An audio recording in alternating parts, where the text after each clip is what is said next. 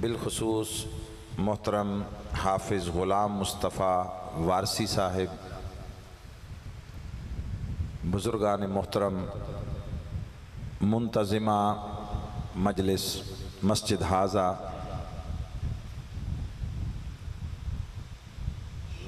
नौजवानान मिल्लत, इफ़्फ़त माब ख़वातीन व दुख्तरान इस्लाम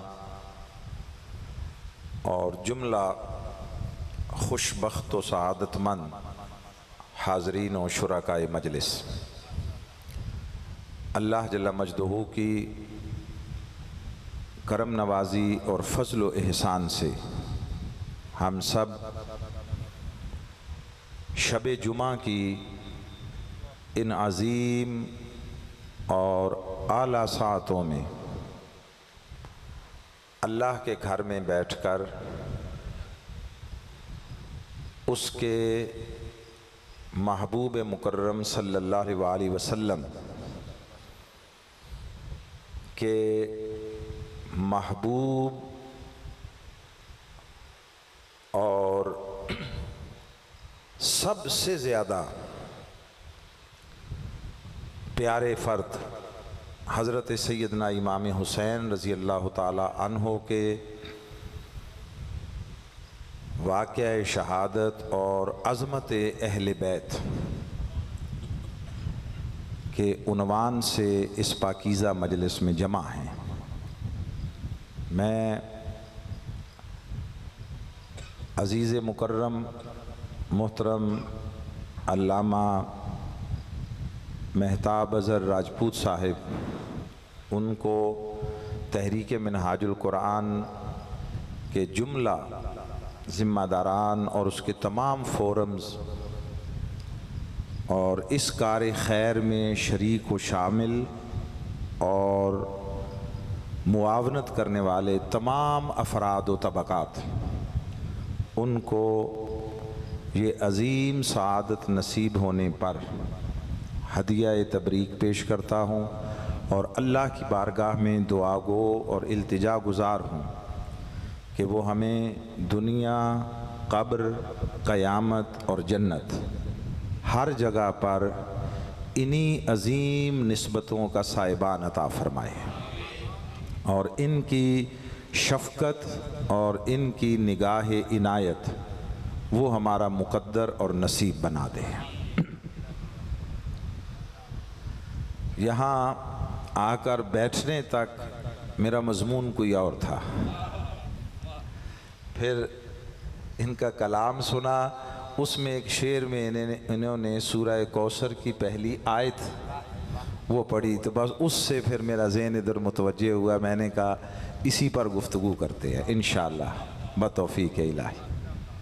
मुमकिन है बाज़ अहबाब को अहले ज़ौक़, अहले मुताला, उनको ताज्जुब हुआ हो कि इस मौका पर इस सूरह मुबारका की तिलावत उन्वान गुफ्तगू के तौर पर शायद उन्हें अजीब लगी हो कि सूरह कौसर को बिलअमूम आका अलैहिस्सलाम के फ़ज़ाइल और हुज़ूर की सीरत और आका अलैहिस्सलाम पर अल्लाह की इनायात और करम नवाज़ी के इज़हार व बयान के तौर पर लिया जाता है।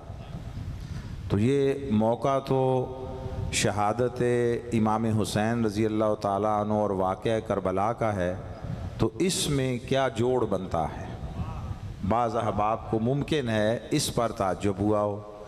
सो मैं दो तीन जुमले इब्तिदान इसकी वजाहत के लिए अर्ज़ कर दूँ, आगे फिर मज़मून सारा इंशाअल्लाह अल्लाह को जैसा मंजूर हुआ हर कोई देखे सुनेगा कि ये अल्लाह का कलाम है।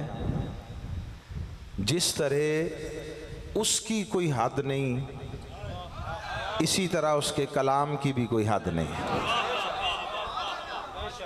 ना उसकी सिफ़ात का कोई इहाता कर सकता है और ना उसके कलाम के मानी का कोई इहाता कर सकता है। कलाम साहिब कलाम की अज़मत उस पर दलालत करता है। सो आज तक 1400 साल से ज़्यादा अरसा गुज़र गया, हज़ार हाथ मानी, तराजुम, मारिफ, तफासीर लिखी गई, लिखी जा रही हैं और क़यामत तक लिखी जाती रहेंगी।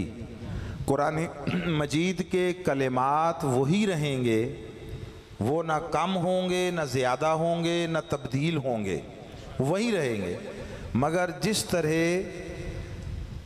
चश्मों से पानी उबलता रहता है और लोग सैराब होते रहते हैं, कुरान मजीद के मानी और मारिफ के चश्मे भी आज तक बह रहे हैं और क़यामत तक बहकर हिदायत तलब करने वालों को सैराब करते रहेंगे। मैं एक बुनियादी, जिसे आप कह लें एक जुमले में मुकदमे के तौर पर ये बात अर्ज़ करता हूँ कि ये सूरह कौसर जिस तरह हुजूर नबी अकरम सल्लल्लाहु अलैहि वसल्लम पर अल्लाह की बेपनाह और अज़ीम नवाज़िशात और इनामात और एहसानात का बयान है, उसी तरह ये सूरह कौसर अपने पहले हर्फ से लेकर आखिरी हर्फ तक वाक़या करबला और शहादत इमाम हुसैन का बयान है।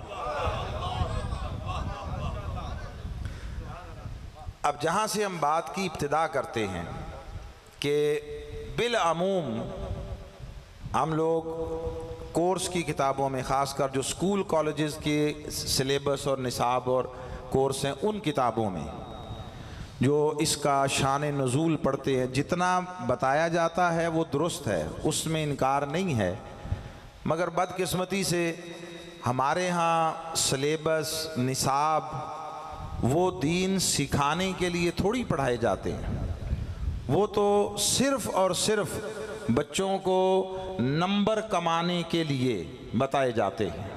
मुसलमान बनाने के लिए, दीन सिखाने के लिए सिलेबस नहीं पढ़ाए जाते। वो तो सिर्फ मार्क्स हासिल करने या नंबर, उससे डिवीज़न इम्प्रूव होगी, उससे आगे दाखला और उसके नतीजे में कल नौकरी मिलेगी। ये कुल हमारी तालीम का बुनियादी मकसद है। जो बयान किया जाता है वो ये कि आका अलैहिस्सलाम के साहबजादे हज़रत सैयदना इब्राहीम रज़ी अल्लाह ताला अन्हो, उनका इंतकाल हो गया और ये चूँकि आका अलैहिस्सलाम के आखिरी साहबजादे थे, दो इससे पहले इंतकाल फरमा चुके थे, ये आखिरी साहबजादे थे, नरीना औलाद आखिरी थी। तो जब ये भी न रहे तो काफिरों ने और मुशरिकीन मक्का ने और दुश्मनान मुस्तफ़ा ने इस पर खुशियाँ मनाई और एक दूसरे को मुबारकबादें दी और इत्मीनान का इजहार किया कि अब चूँकि बेटा कोई नहीं रहा, नरीना औलाद ना रही और बेटा वारिस होता है और वारिस होगा तो आगे वरासत वो महफूज रहती है। तो चूँकि बेटा कोई नहीं रहा, वारिस नहीं रहा, इनकी नस्ल ख़त्म हो जाएगी, माअज़ल्लाह बेनामो निशान हो जाएंगे। तो जब इनकी नस्ल और औलाद नहीं हो रहेगी, कोई वारिस नहीं होगा, तो जो दीन ये लेकर आए हैं वो दीन भी मिट जाएगा। ये मुख्तसर काफिरों का एक आपस में एक दूसरे के साथ तबादला ख्याल। जाहिर है कि इससे बतकाज़ाए बशरियत कल्ब मुस्तफ़ा पर बोझ आने का इम्कान व अंदेशा था और ये कोई ताज्जुब खेज़ बात भी नहीं। वो जो बोझ इस बात का नहीं था, या हो सकता था कि मेरी औलाद नहीं रहेगी, बोझ इस बात का बनना था कि ये दीन जिसके लिए शब रोज़ मेहनत कर रहा हूँ, हर किसी की मुखालफत सह रहा हूँ, ताने सुन रहा हूँ, अज़ियतें उठा रहा हूँ, मेरे साथी जो कलमा पढ़कर इस दीन को कबूल कर चुके, उन पर सुबह व शाम मसाइब व आलाम के पहाड़ तोड़े जा रहे हैं, उनके लिए जीना दुश्वार किया जा रहा है, ज़िंदगी उनके लिए कठिन बनाई जा रही है, मुआशरे में उनके लिए आज़ादाना चलना फिरना वो नामुमकिन बनाया जा रहा है और वो हंस कर ये सारी अज़ियतें सह रहे हैं और उन पर जुल्म होते हैं, वो अहद अहद के नारे लगाते हैं। तो क्या ये दीन जिसके लिए मैं और मेरे साथी इतनी कुर्बानियाँ दे रहे हैं, ये खुदा ना खास्ता ख़त्म हो जाएगा, मिट जाएगा? ये एक इम्कान था कि दिल पर बोझ आएगा। तो रब्बे ज़ुल जलाल ने काफिरों के इस ताने का मुमकिना असर होने से पहले ज़ाइल करने के लिए और अपने महबूब की दिलजोई के लिए और हुजूर का हौसला बढ़ाने के लिए और मुस्तफ़ा की तक़वियत कल्बी के लिए रब्बे ज़ुल जलाल ने सूरह कौसर उतारी है। ये वो पस मंज़र और शान नुज़ूल है जो आप सुनते हैं। ये मैंने उसको अपने अल्फाज में बयान किया। अब इतनी बात दुरुस्त है, 100% दुरुस्त है, इनकार नहीं है, मगर मैं अर्ज़ करूं कि ये जितना बताया गया किताबों में और जो इस वक्त तक मैंने आप तक पहुंचाया ये दुरुस्त है, गलत नहीं है, मगर अधूरा है, पूरा नहीं है, अधूरा है। अधूरा सच बाज़ औक़ात झूठ से ज़्यादा नुकसानदेह होता है, अधूरा सच। सो अब ये आपने सुन लिया, अब थोड़ा सा साथ और मिला दे तो इस पूरे को नहीं दोहराऊंगा, जितना हिस्सा पीछे महजूफ हज़फ शुदा है, छोड़ा गया है, वो साथ मिला रहा हूँ। और वो ये यहाँ से नहीं शुरू होती बात कि आका अलैहिस्सलाम के साहबजादे हज़रत इब्राहीम वो विसाल कर गए और कोई बेटा नहीं रहा तो काफिरों ने ताना दिया, नहीं, बात उससे कुछ दिन पहले की है और वो कमो बेश इस वाक़े से यानी बेटे के इंतकाल व विसाल के वाक़े से कोई लगभग महीना पहले की है। और वो ये है कि एक दिन आका अलैहिस्सलाम अपनी गोद में 2 शहजादों को लेकर बैठे थे। एक तरफ हज़रत इब्राहीम को बिठाया हुआ था, एक तरफ हज़रत हुसैन को बिठाया हुआ था, और आका दोनों को तकते और हुजूर दोनों से इजहार मोहब्बत करते और आका का दिल राहत पाता, हुजूर खुशी का, मुसर्रत का, मोहब्बत का इजहार कर रहे थे कि अचानक आका अलैहिस्सलाम की चश्मान मुक़द्दसा से आंसू बहने लगे। या रसूल अल्लाह, ये इस मौका पर जब अल्लाह ने आपको ये 2 शहजादे आपकी आगोश में अता किए हैं, ये रोना और अश्क फशानी करना, अश्क बहाना, ये क्या इसका माना? फरमाया अभी अभी अल्लाह की तरफ से फरिश्ता आया था, अभी अभी, और उसने अल्लाह का पैगाम पहुंचाया है कि अल्लाह रब्बुल इज़्ज़त ने फरमाया हबीब आपकी गोद में 2 हैं, हमारी मशीयत का तकाजा ये है कि एक रख लें एक दे दें, एक रख लें और एक दे दें। हमारी मशीयत का तकाजा है कि एक रहे, आपकी महबूबियत का तकाजा है कि आपको हक और इख्तियार देते हैं, जिसको चाहें रख लें, जिसको चाहें लौटा दें, वो हमारी मशीयत है, ये तकाजा महबूबियत है। सो हबीब जिसको चाहें रख लें। तो आका फिर फरमाया, आका अलैहिस्सलाम ने एक आंख, एक नज़र भरकर वो देखा इब्राहीम की तरफ, एक नज़र भरकर देखा हुसैन की तरफ, और आका फरमाते हैं कि मैंने फैसला किया कि मैं हुसैन को रखता हूँ, इब्राहीम देता। बेटे बात सुने, ये पानी पिलाने वाले, बेटे आप बैठ जाएं, कोई बात नहीं, गवारा कर लेंगे थोड़ा सा घंटा घंट जो भी है पानी के बगैर, अल्लाह आपका भला करे। तो आका अलैहिस्सलाम फरमाते हैं कि मैंने इब्राहीम देने, लौटाने और हुसैन को रखने का फ़ैसला किया। क्यों? इसलिए कि मेरा ताल्लुक़ तो दोनों के साथ है, मगर मैं इब्राहीम देता हूँ तो बहसियत बाप होने के नाते मेरा दिल दुखेगा और मैं रोऊंगा, लेकिन अगर हुसैन देता हूँ तो मैं तो तब भी रोऊंगा, मेरी फातिमा भी रोएगी, मेरी आंख से आंसू तो तब भी बहेंगे, नवासा है, मगर मेरी फातिमा की आंख भी नम होगी, आंसू बहेंगे। सो फातिमा की आंख के आंसू गवारा नहीं है, इसलिए इब्राहीम देता हूँ, हुसैन को रखता हूँ। ये इसका आगे फिर इसके 1 माह के बाद, सिर्फ 1 माह के बाद बुखार में मुब्तला होकर एक जरिया बना, एक सबब बना हज़रत इब्राहीम दुनिया से रुखसत हो गए, जिस पर काफिरों ने वो ताना दिया वो सारा वो आपने सुन लिया।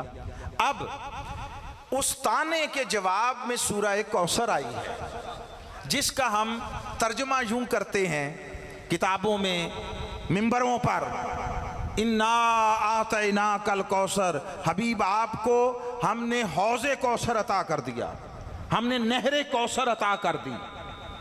बाज़ लोगों ने कसरत मोजज़ात भी उन्वान रखा कि हबीब हमने आपको बेशुमार मोजज़ात अता कर दिए, जन्नत के बुलंद मुकामात अता कर दिए, जन्नत की बहुत सारी नेमतें आप और आपकी उम्मत के लिए रख छोड़ी। सारी बातें दुरुस्त हैं, सारी बातें, नहरे कौसर हो, हौज़े कौसर हो, कसरत मोजज़ात हो, जितनी चीज़ें ये सब हक हैं, ये अल्लाह ने अपने महबूब को अता की।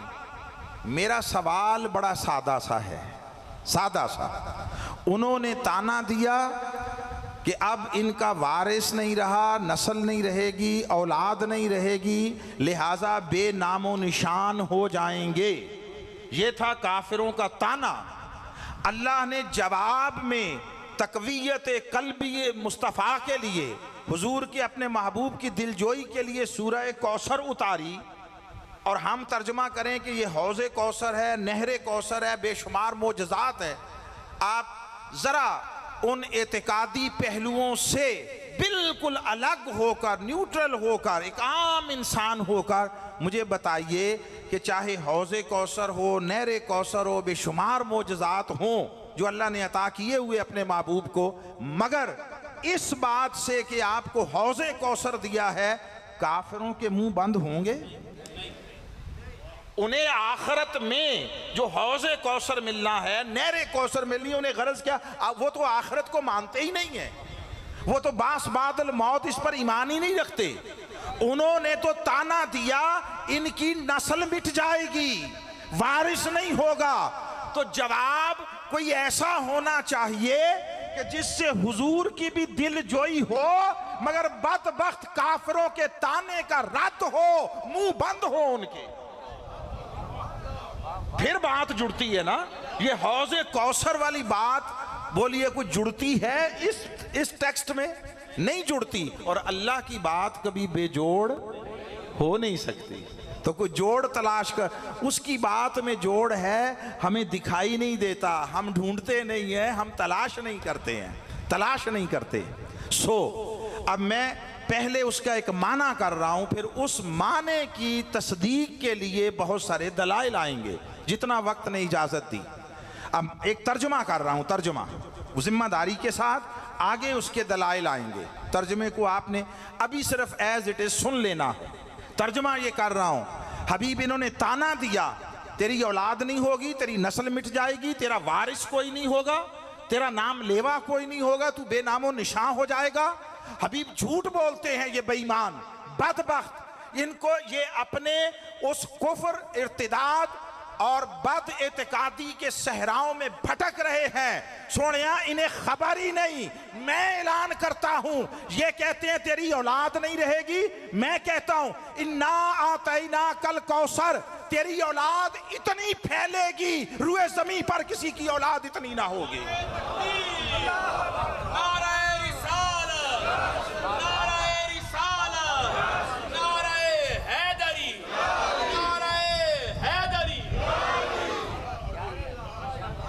ये कहते हैं तेरी औलाद मिट जाएगी, तेरी नस्ल मिट जाएगी। वे झूठ बोलते हैं, मैं रब हूं, मैं कहता हूं तेरी नस्ल इतनी बढ़ेगी, इतनी फैलेगी, किसी की रूए जमीन पर इतनी नस्ल और औलाद नहीं होगी सोनिया जितनी तेरी होगी। एक कौसर का माना कसरत तेदाद कर रहा हूं। फिर हबीब वो जो तेरी औलाद होगी, तेरी नस्ल होगी, इन लोगों को क्या खबर? ये दो टकों पर इज्जत के पैमाने वज़ा करने वाले, सोनिया तेरी औलाद कसरत से भी होगी, उस इज्जत से होगी कि किसी को वो इज्जत का ख्वाब देखना नसीब ना होगा। तेरी औलाद की कसरत भी होगी और वो इज्जत वाली भी होगी, इज्जत बख्श भी होगी। जो उनका नाम ले लेगा वो भी इज्जतें पाएगा। ये मैंने एक माना बयान किया। ठीक, आपने सुन लिया ज़ौक़ और मोहब्बत के साथ, अल्लाह आपको जज़ाए खैर दे। अब आइए सवाल फिर अपनी जगह पे खड़ा होगा कि बेटा तो है कोई नहीं, बेटा तो है कोई नहीं, औलाद कहाँ से आएगी, नस्ल कहाँ से चलेगी। अब उस पर गुफ्तगू शुरू कर रहा हूँ कि इसी बात का तो उन्होंने ताना दिया। रब्बे ज़ुल जलाल ने इरशाद फरमाया, हमने अर्ज़ किया मौला वो नस्ल आएगी कहाँ से, औलाद आएगी कहाँ से। उसने फरमाया हाँ यही तो ख़ास बात है, ये जो मेरा महबूब है ये कायनात में सबसे अछूता, सबसे निराला, सबसे अनोखा, सबसे बेमिसल और सबसे जुदागाना है। न इस जैसा कोई है न ये किसी जैसा है। इसकी शख्सियत, इसकी ज़ात, इसका हर पहलू जुदागाना नौइयत का है। सो सुनो, इन काफिरों को मेरी हिकमतों का, मेरी कुदरतों का क्या पता। ये बेटा फौत हुआ तो बेनामो निशां होने के ताने देते हैं। बाबा मैंने तो अपने महबूब को बनाया ही बेमिसल है। सबकी औलाद बेटों से चलती है, मुस्तफ़ा की भी बेटों से चले तो औरों जैसा हुआ। सबकी औलाद अज़ल से क़यामत तक बेटों से चलती रही, चलती रहेगी। मुस्तफ़ा सबसे अछूता, सबसे निराला है। औरों की औलाद बेटों से होती है, मुस्तफ़ा की औलाद बेटी फातिमा। नाराए तकबीर, नाराए तकबीर, नाराए रिसालत, नाराए रिसालत, नाराए हैदरी। करबला का शाह हुसैन, करबला का शाह हुसैन। फरमाया तुम्हें खबर ही नहीं मैं क्या क्या करने वाला हूं। ये काफिर बदबख्त, ये मक्का की गलियों में रुलने वाले, ये मेरी हिकमतों और कुदरतों को क्या समझें। मेरी कुदरतों को तो करोड़ हा साल आसमानों पे रहने वाला, फरिश्तों के साथ बैठने उठने वाला इबलीस ना समझ सका, ये कम वक्त क्या समझेंगे। अच्छा ऐसे ही नहीं जुमला कहा, ऐसे ही नहीं कहा। मैं वहां से एक दलील यहां लाना चाहता हूं अपनी इस बात पे कि उसकी हिकमतों को इबलीस ना समझ सका। ये 2 टके के छोकरे क्या समझे। कैसे?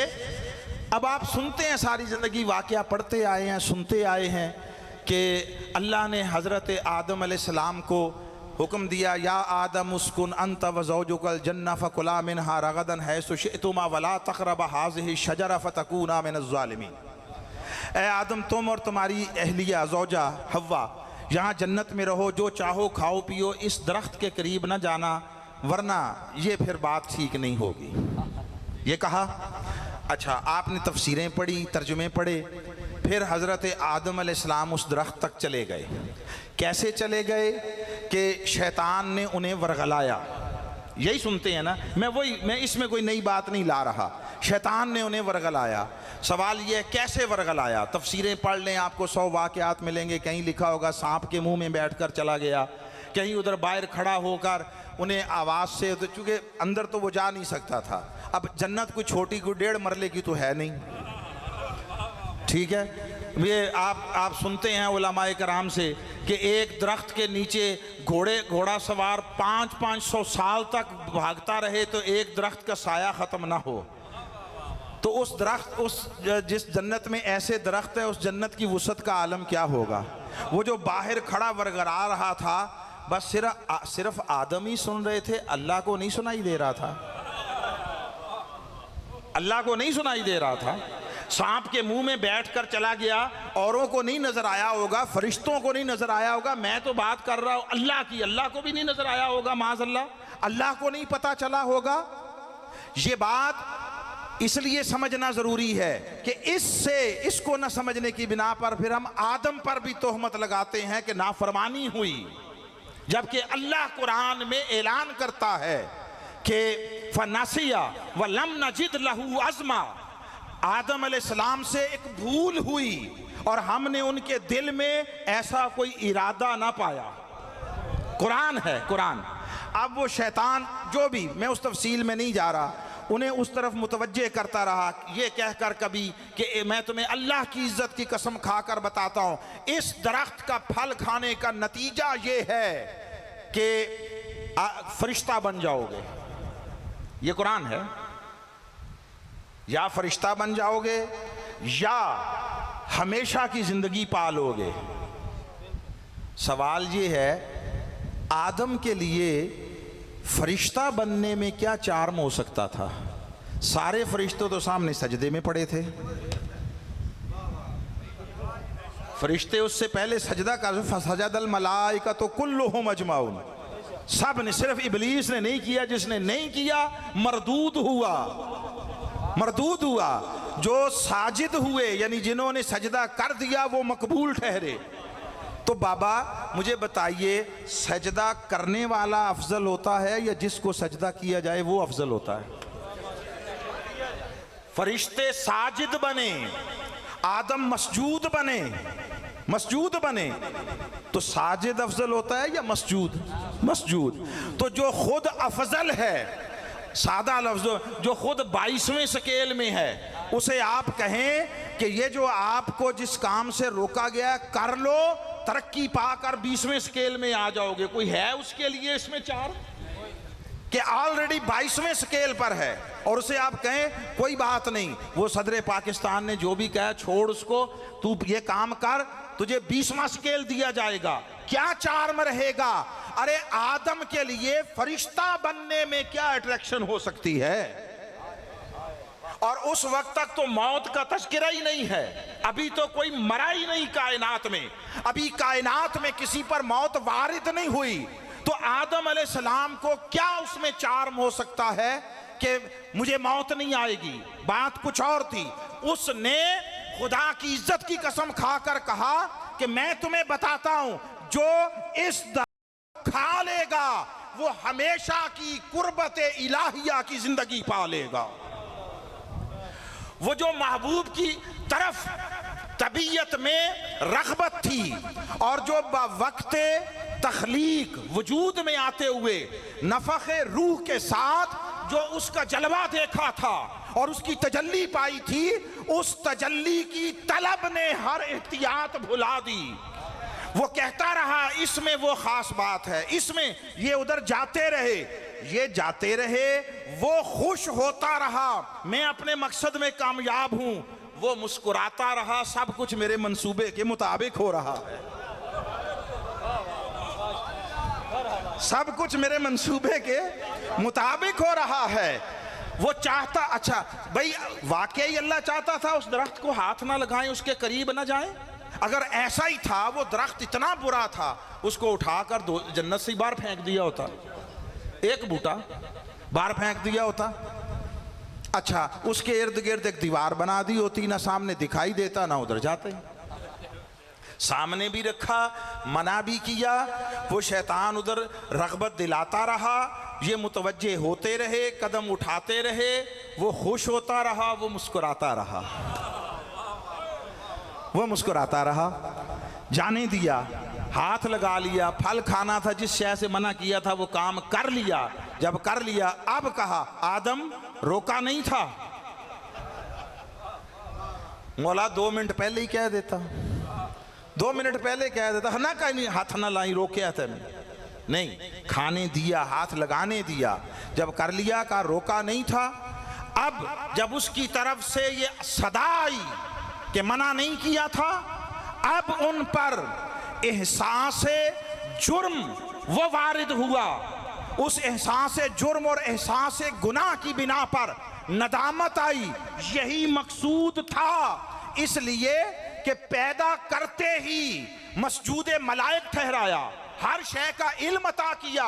ये दोनों चीजें तबीयत में तकब्बुर लाने वाली हैं, इल्म हिजाब अकबर बनता है। उसने ये जो मखलूक बनाई, इसका इम्तियाज और कुछ न था सिवाय नदामत के, सिवाय आजजी के, सिवाय रोने धोने के, सिवाय खशियत इलाही के।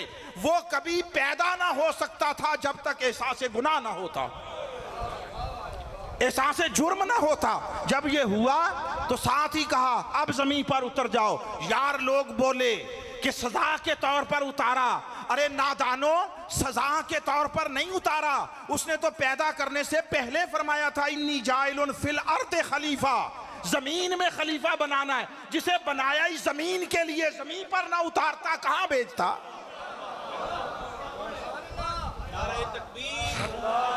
नारे रिसालत, नारे रिसालत, नारे हैदरी। खाली खाली लफ्ज पढ़ते हो, खाली लफ्ज पढ़ते हो, उनके दरमियान भी बहुत कुछ होता है। सारा कुछ लफ्जों में, सारा कुछ तोए से मस्तूर नहीं होता, सतर से सारा कुछ तोए से मस्तूर नहीं होता, बहुत कुछ ते से मस्तूर होता है। वो जो ते से मस्तूर होता है वही बैन सतूर होता है, वो जो बैन सतूर होता है वही मकसूद होता है। जानता हूं तुमको ज़ौक़ शायरी भी है, शख्सियत सजाने में एक ये माहिरी भी है। हर्फ चुनते हो, लफ्ज बुनते हो, उनके दरमियान क्या है ये न जान पाओगे। उनके अंदर झांक कर देखो। सारा इल्म लफ्जों में नहीं होता, किताबों में नहीं होता। अगर सब कुछ किताबों में होता तो किताब, और किताब भी वो जो उसने उतारी थी, किताब मूसा के पास थी, इल्म सीखने खिजर के पास गए थे। खुदा जाने मुल्ला को ये बात कब समझ आएगी। इल्म के सारे जराए लफ्जों और किताबों से इबारत नहीं है। बहुत कुछ लफ्जों से आता है, किताबों से आता है, सारा कुछ नहीं आता। बहुत कुछ और रास्तों से भी आता है। वो जो और रास्तों से इल्म आता है वही इल्म हकीकी होता है। ये जो लफ्जों वाला इल्म है ये पढ़ाने से आता है। वो जो दूसरा इल्म है पढ़ाने से नहीं, दिखाने से आता है, पर्दे उठाने से आता है, हकीकत आशना बनाने से आता है। सो अब हजरत, मैं ये बात करके आ रहा हूं उधर उन कम वक्तों की तरफ जिन्होंने ताना दिया था, आ रहा हूं उनकी तरफ। मगर ये बात अर्ज कर दूं, अब उन पर खशियत तारी हुई, रिक्कत, एहसास गुनाह तारी हुआ, साथ ही उसी लम्हे नीचे उतार दिया। 2 लम्हे बिठा के दिलजोई कर लेता, कोई बात नहीं, आदम गुनाह हो गया तो क्या हुआ। 2 लम्हे बिठा के प्यार की बात कर देता, नहीं, उसी लम्हे उतारा ताकि वो खशियत, वो रिक्कत, वो नदामत, वो आजिज़ी और इनकिसारी, वो अश्क फिशानी, वो उस उरूज पर पहुंचे कि कयामत तक इसकी नस्लों में जारी और सारी रहे। सो अबदियत आदम को वो खशियत और एहसास नदामत की आंच पर पका पका कर पुख्ता किया और जमीन पर उतारा। 300 साल तक रोते रहे। कितने? 300 साल तक रोते रहे, आंसू बहाते रहे, 300 साल तक माफियां मांगते रहे, इस्तिग़फ़ार करते रहे, 300 साल तक शर्मिंदगी के मारे निगाह उठाकर आसमां की तरफ न देखा। अब सवाल ये है, अगर कोई वाकई रूठ गया हो और उसने सजा के तौर पर निकाल दिया हो तो वो कभी फिर खुद को राजी करने का तरीका और अल्फाज भी बताता है? जी, कोई अकल मानती है? अब कुरान है, फतलक्का आदमो मिर रब्बिही कलिमात, आदम को रब ने सिखाया, फरमाया बस ठीक है, वो जहां तक लाना चाहते थे आ गए, अब यूं मुझे पुकारो, वो जो जन्नत की लज्जतें थी उससे बढ़कर जमीन पर अता करूंगा, जमीन पर अता करूंगा। तो वो तो उसकी हिकमतें तो उस कम वक्त को जो करोड़ों साल आसमानों पर उसके जलवों के झुरमट में रहा उसको नहीं समझ आई। ये मक्का के कुरैश को क्या समझ आती, इनको क्या समझ आती। तो उसने फरमाया इन्ना तैना कल कौसर, सोनिया तेरी नस्ल इतनी फैलेगी और तेरी नस्ल इतनी इज्जत पाएगी कि लोग आंख उठाकर तक न सकेंगे, वो इज्जत तेरी नस्ल को अता करूंगा। पर मौला नस्ल आएगी कैसे? पहला हिस्सा मैं बयान कर चुका। उसके लिए अल्लाह रब्बुल इज़्ज़त ने वजूद सैयदा कायनात को मुंतखब किया। फरमाया महबूब तेरी नस्ल बेटी से चलाऊंगा, ठीक है, पर मौला उसके लिए एक जोड़ भी तो चाहिए, ज़ौज चाहिए, ज़ौज, शौहर चाहिए। और नस्ल मुस्तफ़ा चलानी है तो वो ज़ौज ऐसा हो कि जो अपनी जात में भी फातिमा के लिए वजह इफ्तिखार बने। नारे तकबीर, नारे तकबीर, नारे रिसालत, नारे हैदरी। देखिए निकाह में, निकाह अच्छा निकाह वो है जिसमें ज़ौजैन हम कुफ़्व हों, बराबर हों, मियाँ बीवी का दर्जा बराबर हो, ताकि दोनों एक दूसरे के लिए वो बाइस इज्जत भी हों, बाइस राहत भी हों, कोई किसी को कम तर ना देखे। ठीक, अच्छा निकाह वो जिसमें जोड़ बराबर का हो। आला निकाह वो है जिसमें फिर शौहर ऊंचे दर्जे का, शौहर ऊंचे दर्जे, जिस पर वो खातून बहसीयत ज़ौजा बतौर बीवी उस पर फख्र कर सके। ये हर दौर में दुनिया का वतीरा रहा है, आज भी है। हमारी दुनिया हो या यूरोप की दुनिया, औरतें बतौर बीवियां, बोलिए अपने खावंद का नाम बतौर इज्जत मेंशन करती हैं कि नहीं करती? मैं फलां की बीवी हूं, चाहे वो दुनियावी एतबार से बुलंद मनसब हो, कोई मिनिस्टर शनिस्टर हो, कोई उस टाइप का, या कोई पीर हो, कोई दरवेश हो, भाई मैं फलां की बीवी हूं। उसकी बीवी, उसका दर्जा शौहर का ऊंचा होने पर बीवी फख्र करती है। तो अब सैयदा कायनात के वजूद से नस्ल मुस्तफ़ा चलानी है, जोड़ भी तो वैसा ही चाहिए ना, जोड़ भी तो वैसा ही चाहिए। अब उसूल क्या तय पाया? या बराबर का हो या ऊंचा हो, यही चाहिए ना। शौहर अगर कमतर होगा तो फिर जोड़ अच्छा नहीं होगा, ये तो बात है। या बराबर का हो या ऊंचा हो। अब कहां से आए? आका अलैहिस्सलाम सिर्फ नबी होते तो किसी और को नबी बनाकर उसके बेटे से निकाह हो करा देता। कोई और नबी होता तो ये भी नबी होते, वो भी नबी होता, तो दो नबियों की औलाद, एक का बेटा एक की बेटी, जोड़ हो जाता, बराबर का हो जाता। मगर यहां तो मामला ये है कि हुजूर फकत नबी नहीं, खातिमुल नबीयीन है। नबी ने नहीं आना तो बराबर का भी नहीं हो सकता। ऊंचा कहां से आए? मुस्तफा के तो बराबर का कायनात में कोई नहीं, हुजूर से ऊपर तो फकत खुदा है, अल्लाह से ऊपर फकत खुदा है, तो खुदा का तो बेटा नहीं है। अब क्या करें? उसने फरमाया फिक्र ना करो, लोगों को बहुत बाद में समझ आएगी, मैंने पहले बंदोबस्त कर रखा है। अभी वो मरहले दूर थे, मक्का वालों के वहमो गुमान में न था। ये क्या हुआ? बाकी सारे अपने घरों में पैदा होते हैं, ये कोई खुदा के घर में क्यों पैदा हो गया है? ये खुदा के घर में क्यों पैदा हुआ है? इसके लिए दीवार शक हुई है, दरवाजा नहीं खुला, दरवाजा नहीं खुला। एहतमाम खुदा की तरफ से था तो रास्ते भी खुदा ने बनाने थे, इंसानों ने नहीं बनाने थे।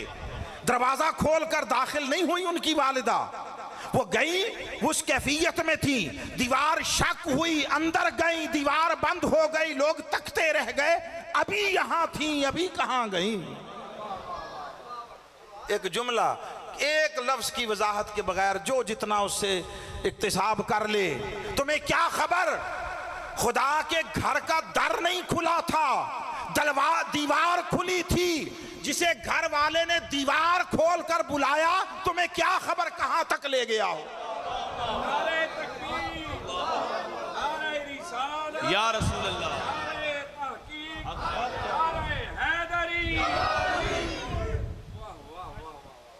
तो अल्लाह ने फरमाया मैंने पहले से इंतजाम कर रखा है, मुझे मालूम है।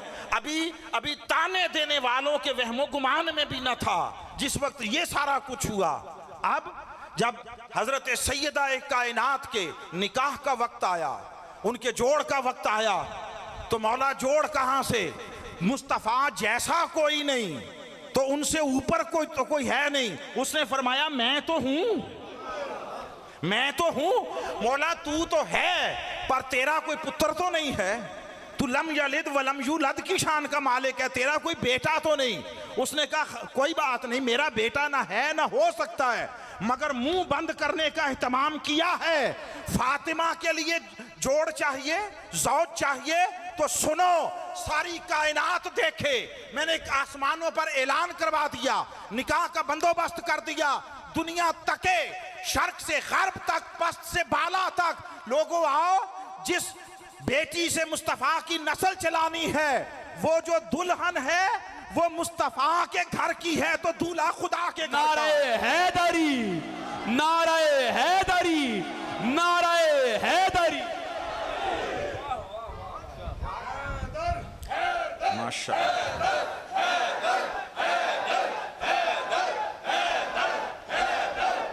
सुभान अल्लाह, सुभान अल्लाह। इस जुमले पर तो किसी को कोई एतराज या तहफ़्फ़ुज़ नहीं है ना, कि दुल्हन मुस्तफा के घर की थी, दूल्हा खुदा के घर का था। इस जुमले पर एतराज तो नहीं है ना किसी को। हाय हाय हाय। तो उसने फरमाया कि ऐसा जोड़, ऐसा ज़ौज दूंगा कि फातिमा मुस्तफा की बेटी होने पर भी फख्र करेगी, अली की बीवी होने पर भी फख्र करेगी। ये एक पहलू। फिर चूंकि मुस्तफा की नस्ल चलानी है, तो वो जो जोड़ हो खाली मर्तबे में ऊंचा ना हो, खाली मर्तबे में ऊंचा ना हो, इस बात को तवज्जो से समझिए। मर्तबा ऊंचा अपनी जगह, मगर नस्ल मुस्तफा की चलानी है, तो उसका मुस्तफा से भी ऐसा ताल्लुक हो, वो मुस्तफा से जुदा ना हो, मुस्तफा उससे जुदा ना हो।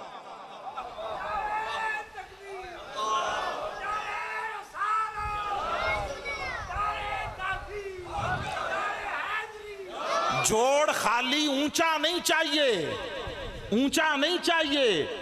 जिसके वजूद का हिस्सा सैयदा फातिमा है, उसके साथ मुस्तफा का ऐसा ताल्लुक हो, ना फातिमा को अलग किया जा सके, ना उसके ज़ौज को अलग किया जा सके। दो अहादीस सुनाकर, तीन अहादीस सुनाकर मजमून आगे ले जाऊंगा। आका अलैहिस्सलाम ने फरमाया, हर इंसान का एक शजर तख्लीक है।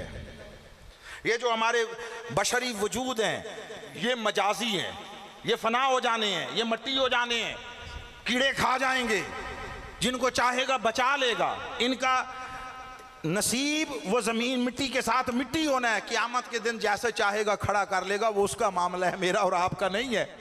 तो ये जो वजूद है ये मजाजी हैं। हर इंसान के पीछे आलम अम्र में एक दरख्त है, एक शजर है। जितने इंसान हैं उतने अशजार हैं, अजल से अबद तक जितने इंसान उतने दरख्त। फरमाया हर एक का शजर तख्लीक अलग अलग है, सिवाय अली के। अली और मेरा शजर तख्लीक एक है। नारे तकबीर, नारे रिसालत, नारे हैदरी। अली का और मेरा शजर तख्लीक एक है, कोई हमको जुदा न समझे। लोगों, जिन जिन पुश्तों, जिन जिन बतनों, जिन जिन पेशानियों से हजरत आदम अलैहिस्सलाम से नूरे मुस्तफ़ा गुजरता आया, उन्हीं वजूदों से नूरे मुर्तज़ा गुजर कर आया है। ये उधर की संगत है, उधर की संगत वहां से आई। एक हदीस सुना दी, एक हदीस। आका अलैहिस्सलाम ने फरमाया, मौला अली शेर खुदा के कंधे पर हाथ रखकर, और एक ही हदीस है, एक ही हदीस, जिसमें 6 बार मुस्तफ़ा ने या अली कहा है। कितनी बार? 6 बार। मौलवी से पूछो कि ये दाढ़ी मुबारक क्यों रखते हो? कहते हैं हुजूर की सुन्नत। दुरुस्त है। मौलवी से पूछो ये मिसवाक क्यों करते हो? कहता है हुजूर की सुन्नत। दुरुस्त है। बाजों से पूछो ये शलवार के पांचे इतने ऊंचे क्यों उठाते हो? वो कहते हैं हुजूर की सुन्नत। हमें उससे कोई चिढ़ नहीं है, सर आंखों पर हम ये कहते हैं ये सारी सुन्नतें पूरी करते हो। वो जो एक जगह पर कंधे पे हाथ रखकर मुस्तफा ने 6 बार या अली कहा, एक बार ही कह लिया करो।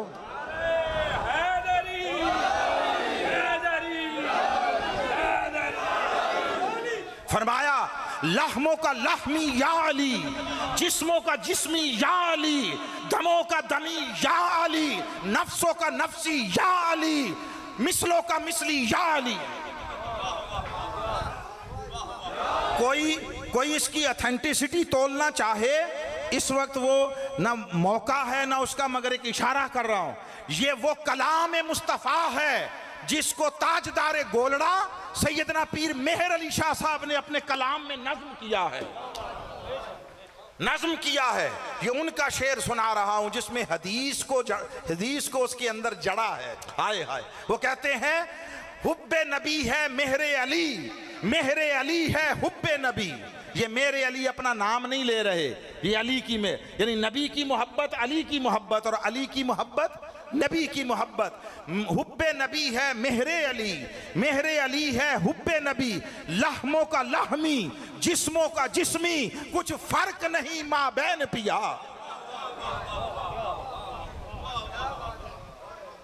कोई नई बात नहीं आपको सुना रहा, ये 1400 साल से तारीख इस्लाम के हर साहिब इल्म व तहकीक उसका यही शेवा और शियार रहा। तो आका ने 6 मर्तबा अली के कंधे पर हाथ रख कर कहा, अली तेरा गोश्त मेरा गोश्त है, तेरा खून मेरा खून है, तेरी जान मेरी जान है, तू मेरी मिसल है। फरमाया तेरा नफ्स मेरा नफ्स है। क्यों? अरे तू मेरी नस्ल का अमीन जो है। 2 अहादीस हो गई, तीसरी सुन लें। तीसरी, आका अलैहिस्सलाम ने फरमाया हर एक की औलाद उसकी अपनी पुश्त में होती है, मगर मेरी औलाद अल्लाह ने पुश्ते अली में रख दी है। साथ चौथी भी मिला लूं दूसरे एंगल से। आका अलैहिस्सलाम ने फरमाया हर औरत की औलाद उसके खावंद और ससुराल की तरफ मंसूब होती है, सिवाय औलाद फातिमा के, इनका सब कुछ मैं हूं। ये सारा एहतमाम था, उसने किया था उसने। इसलिए जब इनके निकाह का वक्त आया, एहतमाम उधर से था तो ऐलान भी उधर से होना था।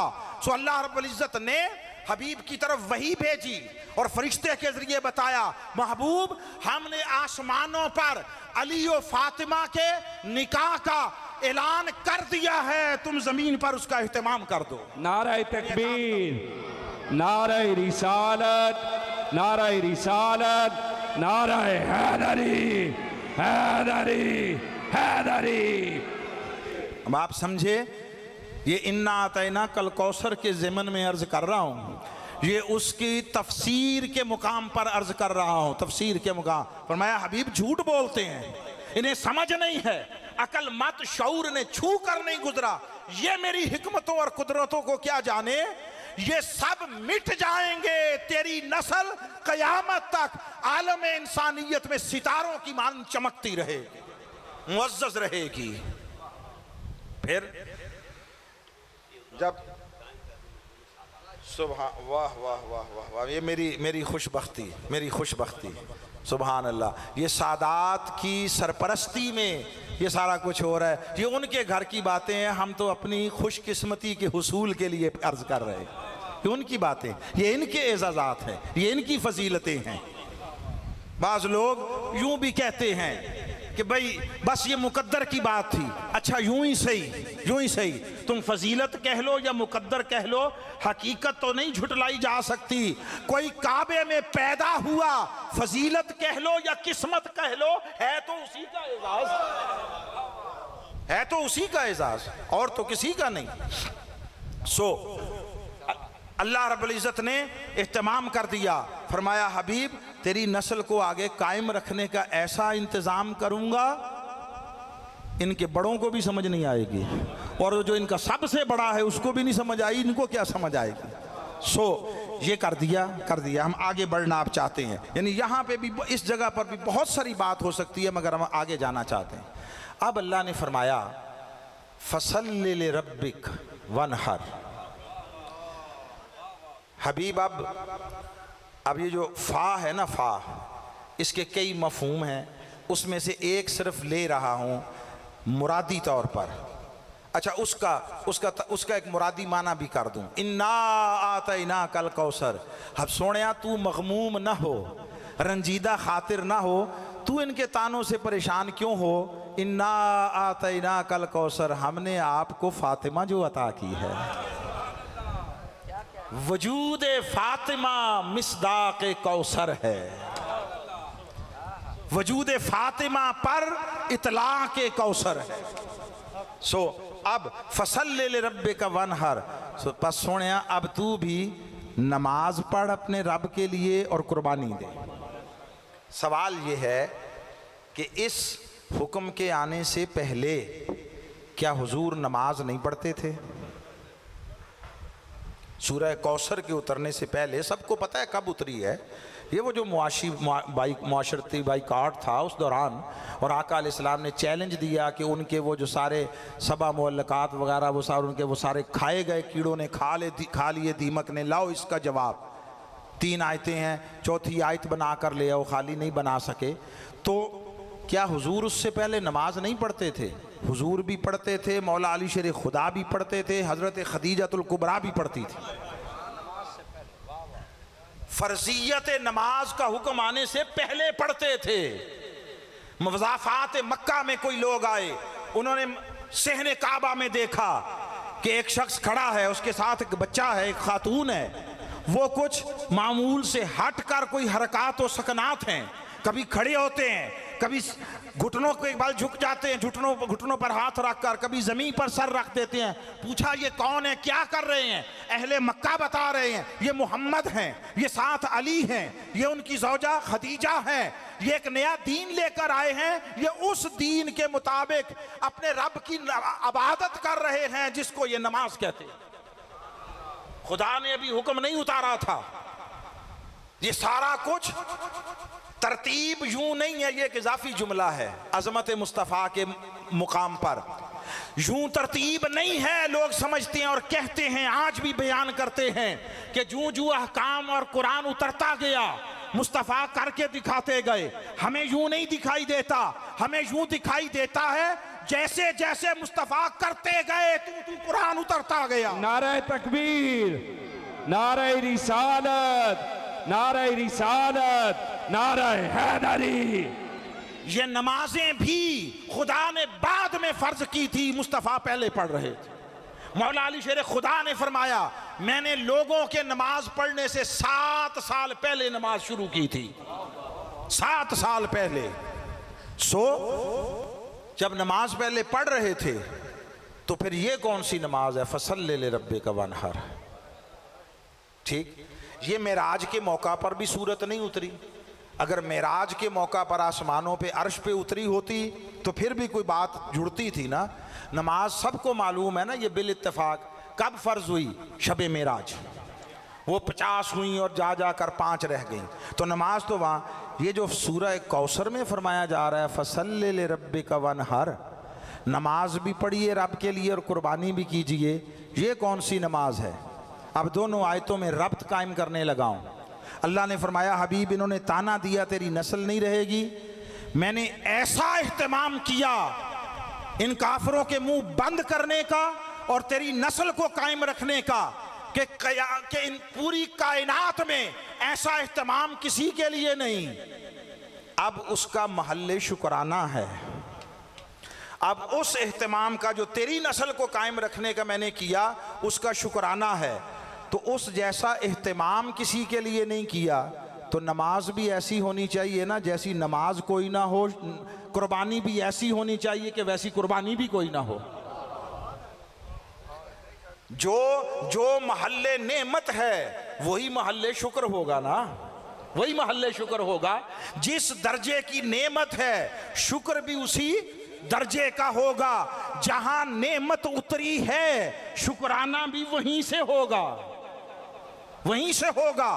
नेमत का महल, ज़हूर नेमत का महल वजूद फातिमा और अली है, तो शुक्राने का महल भी तो उन्हीं का घर होना चाहिए ना।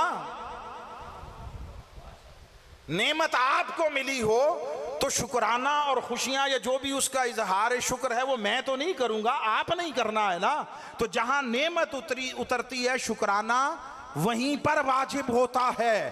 तो मौला अब इसका मकसूद क्या है? फरमाया मकसूद ये है कि हबीब तेरी नस्ल को चलाने का एहतमाम किया, उस नस्ल का नुक्ताए आगाज, उसका मुकाम ज़हूर वजूद अली व फातिमा था, मगर उस नस्ल का आगाज, नुक्ताए आगाज वो ज़ात हसनैन करीमैन थी।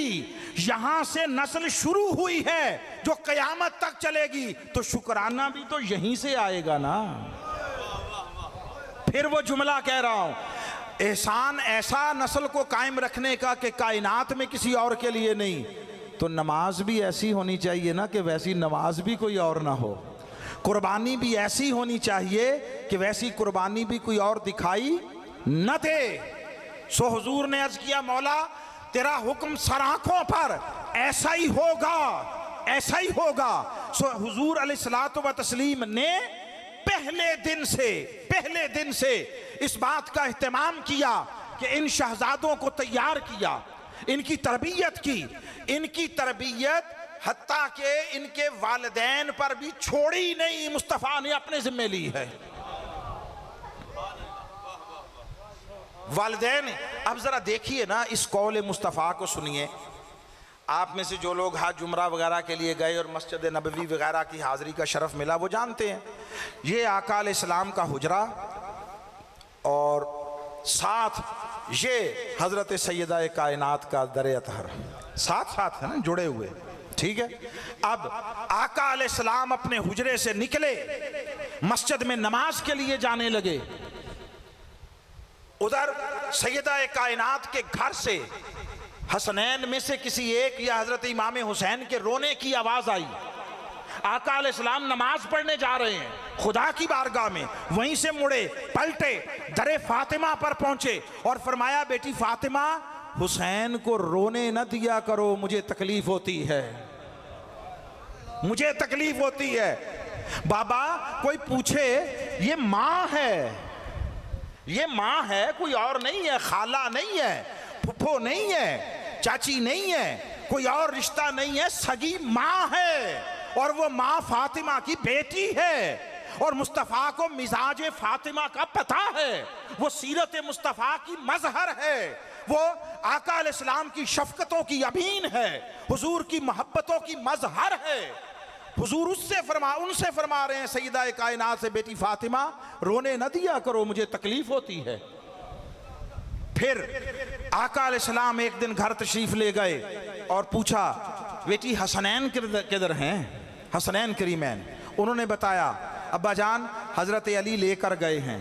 कौन हजरत अली? बाप हैं, बाप है ना, तसल्ली हो जानी चाहिए। आका अलैहिस्सलाम तलाश में निकल खड़े हुए, सगा बाप बच्चों को लेकर गया है, और उन्होंने बताया बाहर ऐसे घुमाने फिराने के लिए, दिल लुभाने के लिए, खुश करने के लिए लेकर गए हैं।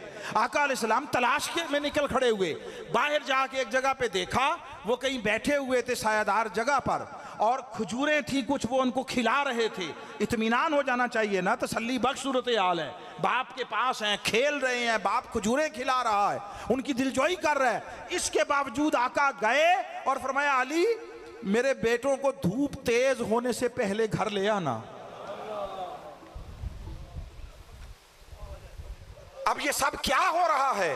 ये बताया जा रहा है लोगों, ये वजूद इनके दुनिया में आने का सबब बने हैं, बेटे मेरे हैं, नस्ल मेरी है, औलाद मेरी है। आपने वो सारी जिंदगी सुना, मैं उसमें से सिर्फ एक तरह के दो वाकयात ले रहा हूं जो आप सुनते हैं कि आका अलैहिस्सलाम की पुश्ते मुबारक पर आ गए, पुश्ते मुबारक पर हजरत सैयदना इमाम हुसैन, और सजदा तवील कर दिया। ये एक वाकया नहीं है, ये एक वाकया नहीं है, ये रोज रोज का मंजर था, ये रोज रोज का। कभी आका नमाज में खड़े होते जी, आकर आका की मुबारक टांगों से लिपट जाते, हुजूर रुकू में जाते, फिर जब सजदे में जाना होता कभी आका ऐसे ऐसे इधर, इस एक को इधर हटाते, एक को फिर सजदे में चले जाते, फिर ये पुश्त पर आकर बैठते, आका अलैहिस्सलाम सजदे से सर उठाना चाहते, एक को उठाते दोनों हाथों से और उठाकर इधर बिठाते, एक को उठाते इधर बिठाते, फिर सजदे से सर उठाते। अरे खुदा की इबादत कर रहे होते और हुसैन और हसन को एहतियात से उठा उठा कर इधर बिठाते। इनकी दिलजोई भी होती रहती, खुदा की नमाज होती रहती। करबला का शाह हुसैन, करबला का शाह हुसैन। फिर एक दिन आका अलैहिस्सलाम नमाज पढ़ रहे थे, वो तन्हा नमाज है, तन्हा। तो ये शहजादे आकर आका अलैहिस्सलाम की पुश्त पर चढ़ गए। हुजूर सजदे में थे, सहाबा ने देखा, एक सहाबी आगे बढ़े कि हटाएं कि हुजूर को नमाज पढ़ने दें। अब दोस्तों सजदे की हालत में मुस्तफा ने हाथ उठाकर मना किया, खबरदार ना उतारना। तुम्हें क्या खबर ये सवारियां क्यों करवा रहा हूं? इन सवारियों की इन्होंने कीमत देनी है, इन सवारियों की लाज रखनी है। ये जो कंधे पर उठाकर शहरे मदीना में फिरा रहा हूं, शहरे मदीना में। ये आप में भी बुजुर्ग लोग बैठे हैं, बुजुर्ग लोग बैठे, आपके घरों में पोते पोतियां नवासे नवासियां हैं। बिल अमूम कभी आप कंधों पे उठा के बाहर फिरती हैं? बिल अमूम कह रहा हूं, कभी कभार की कोई बात अलग है, ये मामूलात जिंदगी में नहीं है। आप गोद में उठाते हैं, ऐसे ही है। आप क्यों नहीं कंधे पे उठाते? उसमें 100 एहतियातें और 100 चीजें और 100 मुआशरती अवामिल कार फरमा है। वो जितने अवामिल आपको रोकते हैं कंधों पर उठाने से, वो मुस्तफा के रास्ते में तो हाइल ना हुए। आका कंधे पे उठाकर फिरते, कोई देखता कहता हुसैन वाह तू कितना खुशबख्त है, तेरी कैसी अजीम सवारी मिली है। आका से फरमाते इसे न कहो कि सवारी कैसी अजीम है, मुझे कहो सवार कैसा अजीम है। ये तरबियत हो रही थी, ये शफकतों के फैजान लुटाए जा रहे थे, ये मोहब्बतों के दरिया बहाए जा रहे थे, इसलिए कि हुसैन को अल्लाह के उस एहसान अजीम के शुक्राने का महल बनना था। आका अलैहिस्सलाम का लुआब दहन आप सारी जिंदगी सुनते हैं। एक कतरा खारी पानी के कुएं में डालते, कुएं मीठे हो जाते। किसी की आंख चेहरे से बाहर पड़ी होती, उठाकर ले आता, लुआब दहन लगाकर रखते, आंख जलक जाती, जुड़ जाती, बीनाई बहाल हो जाती। किसी गूंगे को पानी में दो कतरे लुआब दहन के डालकर पिला देते, गूंगा फसीह कलाम करने लगता, बीमारियां साइल होती। खुश्क कुएं के अंदर उन्होंने बताया थोड़ा सा पानी है नीचे। आका अलैहिस्सलाम ने एक बर्तन लेकर अपने लुआब दहन कुली करके डाला, फरमाया उसमें डाल दो। उसका पानी ऊपर तक आ गया। जिस लुआब दहन की तासीरात का आलम यह है, उस लुआब दहन का कतरा नहीं, जबान की सूरत में पूरा चश्मा हुसैन के मुंह में डाला था। आका अलैहिस्सलाम लेकर बैठे हैं। मैं जल्दी जल्दी इसलिए गुजर रहा हूं कि बाज़ चीज़ें सुनी होती हैं, बाज़ नहीं सुनी, मगर मजमून के तसलसल में बयान कर रहा हूं। आका अलैहिस्सलाम अपनी गोद में लेकर हुसैन को बैठे हैं। फिर आका अलैहिस्सलाम ने की मोहब्बत ने जोश मारा और आका अलैहिस्सलाम पीछे पुश्त के बल दराज हो गए और हुसैन को अपनी उंगलियां पकड़ाई हुई थी हाथ में। फरमाया हुसैन छलांग लगाकर मेरे सीने पर आ जाओ। हुसैन सीना मुस्तफा पर खड़ा हुआ, वो सीना जिसके अंदर वो दिल है जो मोहब्बत वही इलाही है। कुरान कल्बे मुस्तफा पर उतरा है, दिल पर, दिमाग पर नहीं उतरा। दिमाग पर नहीं, महल्ले नुजूल कुरान का दिमाग नहीं, दिल है। जिस दिल में कुरान उतरा, वो दिल जिस सीने में है, हुसैन उसके ऊपर खड़ा है। हुसैन सवारियां भी वो कराऊं कि तेरी कोई हसरत बाकी ना रहे, खड़ा भी ऐसा करूं कि सारे जुल्म, मसाइब, आलाम, जबर के तूफान टकरा टकरा कर पलट जाएं, तेरे कदमों की इस्तिकामत में लग़ज़िश ना आने पाए। मोहब्बत वही इलाही के हामिल उस कुरान और कल्बे मुस्तफ़ा के ऊपर हुसैन खड़ा है। वो कुरान जिसके लिए वो खुद कुरान में फरमाता है, पहाड़ पर उतारते पहाड़ हो जाता खशियत इलाही से। वो जिस कुरान को पहाड़ संभाल नहीं सकते, वो कल्बे मुस्तफा पर उतरा हुजूर ने जज्ब किया, वसूल किया और हमारे लिए उसके फैज के चश्मे जारी किए। जिस कल्ब में वो कुरान उतरा जिसे पहाड़ नहीं बर्दाश्त कर सकते, उसकी मजबूती का आलम क्या होगा। हुसैन उस पर पांव रख कर खड़ा। नारे तकबीर, नारे रिसालत, नारे हैदरी, करबला का शाह हुसैन। मुझे नहीं मालूम किसी ने ये जुमला पहले सुना या नहीं सुना, और नहीं सुना तो वो माना क्या लेगा। काबे में जाते हो तो वहां एक फ्रेम के अंदर एक पत्थर पड़ा है, उसको बड़ी अकीदतों से तकते हो। क्या है वो पत्थर? मुकाम इब्राहिम। क्या? मुकाम इब्राहिम। वहां कोई निशानात लगे हैं, किस शय के? कदमों के, पांवों के। वो जो पत्थर जिसको अकीदतों से तकते हो, उसका शरफ ये है वो मुकाम इब्राहिम बना। तुम्हें बताऊं हुसैन कौन है? हुसैन का मुकाम सीना मुस्तफा बना।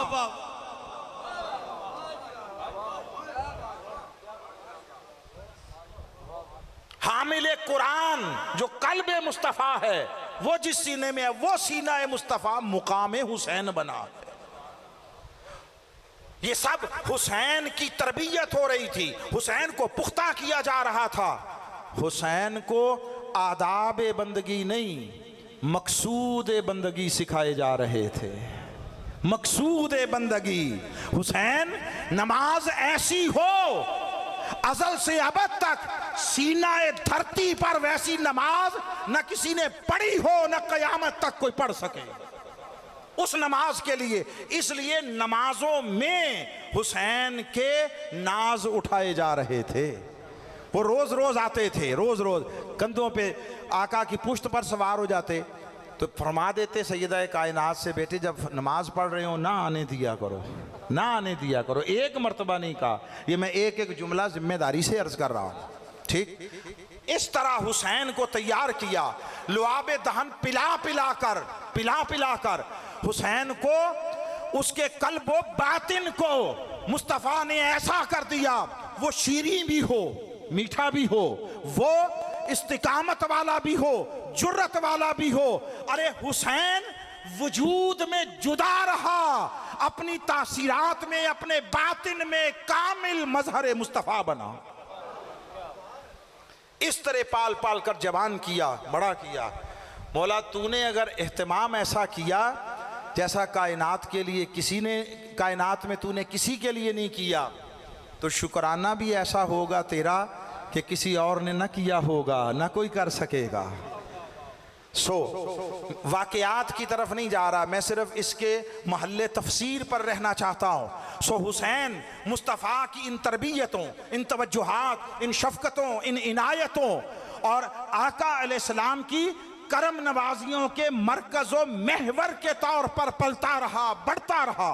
मुस्तफ़ा की रहमत सारी कायनात के लिए है, मगर फिर इंसानियत के लिए ख़ास है।